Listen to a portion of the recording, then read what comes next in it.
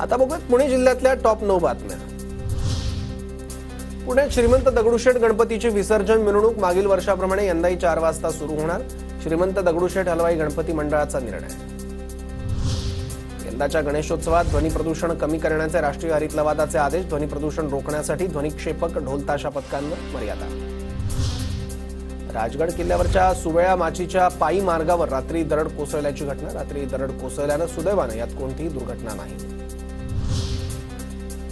PMRDA प्रशासनाचा मोठा निर्णय। यापुढे नवीन बांधकाम प्रकल्प उभा करायचा असेल तर स्वतः पाणी पुरवठा करावा लागणार।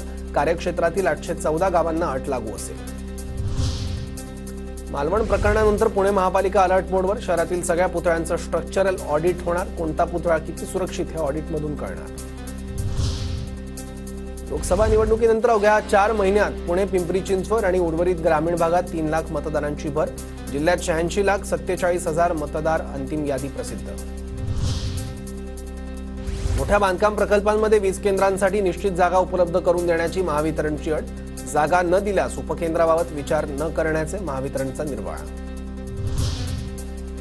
पुणे जिल्ह्यात सोयाबीनचा पेरा 2.5 पटीने वाढला। जिल्ह्यात जवळपास 50,806 हेक्टरवर सोयाबीनचं पीक। पुणे जिल्ह्यातील शेतकऱ्यांनी सोयाबीनला दिली पसंती।